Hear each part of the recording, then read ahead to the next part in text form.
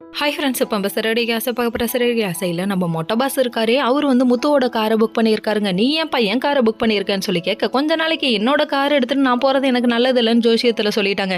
இந்த சொட்டங்கள் தான் எல்லா ஜோசியத்தையும் நம்புறாரு. அதனால் இப்படி சொன்ன உடனே சரிப்பா வாப்பான்னு சொல்லி கேட்க, மனுஷுக்கு ஏதோ பிரச்சனை, அதனால தான் ஃபோன் எடுக்கலன்னு கண்டுபிடிச்ச நம்ம முத்து அப்படி இப்படின்னு பிட்டு ஒரு பிட்டா 2 பிட்டா அப்படியே போட்டு விட்டுட்டு இருந்தாரு. போட்டு விட கடைசியில் உண்மையை வளரிட்டாரு நம்ம சொட்டங்கள்.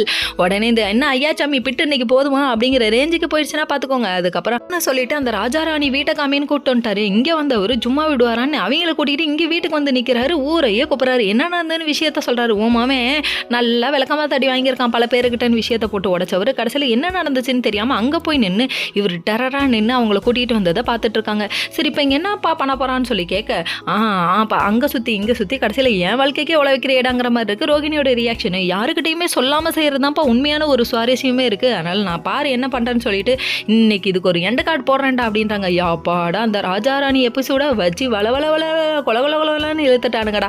இதுக்கு ஒரு எண்டு கார்டு போட்டால் தான் அடுத்த ஒரு விஷயத்த நம்ம பார்க்க முடியும். ஆனால் நம்ம பார்வதி ஒரு பக்கம் அங்கே ஜாலியாக இருக்கிறத பார்த்து நம்ம விஜயாவால் தாங்கிக்க முடியல. அங்கே ஒரு பக்கம் சரிப்பா மறுபடியும் இங்கே வருவோமா அப்படின்னு சொல்லிட்டு ஆஜராயிட்டாங்க. அந்த டைம் பார்த்து என்னடான்னு சொல்லிட்டு கேள்வி மேலே கேள்வி கேட்க, இல்லைப்பா நீ வந்துட்டு உன்கிட்ட தப்பாக நடந்துக்கிட்டான்னு சொல்லிட்டு தானே நீ கம்ப்ளைண்ட் கொடுத்த, நீ பிரச்சனை பண்ண, அந்த வீடியோவை காமிக்கிறாங்களாமா. இப்போ என்ன இதுக்கப்புறம் போமா அந்த அவங்க தான் இந்த வீட்டோட மகாராணி, அவங்க காலில் விழுந்து ஆசீர்வாதம் வாங்கிக்கோ, நீ இதுக்கப்புறம் இந்த வீட்டு மருமகன்ட்டாங்க. அப்படியே ரோகிணி மூஞ்சில் ஓடலைங்க. இதுக்கப்புறம் தாலி கட்ட சொல்லி ஃபோர்ஸ் பண்ணும்போது தான் உண்மை வெளியே வரப்போகுதுன்னு நினைக்கிறேன். வெயிட் பண்ணி பார்ப்போம். Okay friends, next